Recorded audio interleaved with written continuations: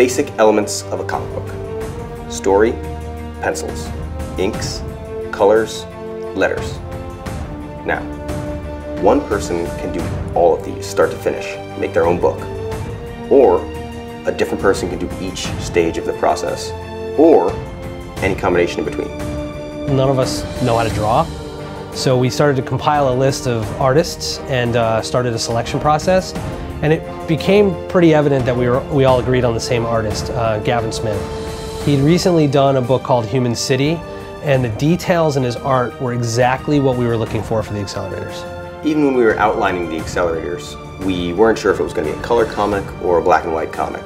When we met Gavin and saw Human City, we saw the amazing things that he had done with just pencils and inks, making a black and white comic himself. He had this great attention to detail, and we thought that the Accelerators would work perfectly in black and white. I was thinking great, it'd be cheaper that way, but not all of us were completely sold on black and white, because with a time travel story, we felt that so much could be done with colors to distinguish different time periods. Color palettes play an important role in our society.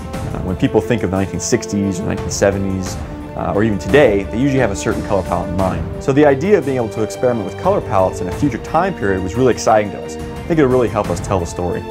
Gavin contacted me to see if I wanted to do a color page over one of his line art pages. Then they would decide from there what they wanted to do. When he sent it back to us, there was really no going back. As soon as we saw the color, we knew that we had a color comic on our hand. Just like in the comic book where you have the different stages of the artwork, there's also different stages of doing the colors. So what happens is I get the solid black and white line art, and I have to flat it then, which is just selecting the different areas and choosing what colors go where. And then from there, I do the shape forming with the shadows and the highlights, and then I set the mood with the lighting. As soon as Tim got involved in the color process, we started having conversations about how to make each of the different time periods, because our characters are moving so fast through so many time periods, how to make each one of them a little bit distinct, just set them apart from each other so that we knew where we were, and we knew where we were going and where we've been.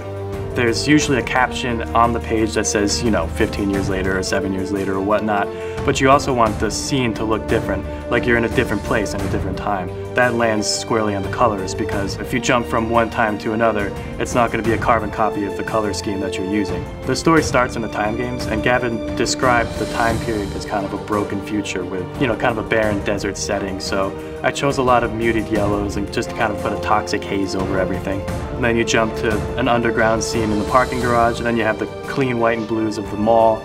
That way the reader isn't confused about where they are in the story. One of the great things that Tim's colors do are bring attention to all the amazing little details that Gavin has included in the panels already, but that our eyes have never seen because we didn't look there. Tim brings these little splashes of color, these little touches that let us see aspects of the panel that we've never seen before. Alexa's wearing a white lab coat in the book, so to make her pop out a little bit more, I gave her red hair, just so that she would kind of stand out in every scene she's in.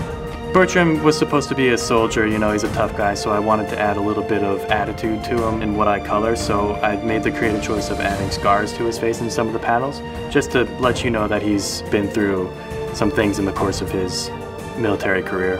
Experience working with the Accelerators has been great. It's always awesome working with real professionals that are excited about what they do.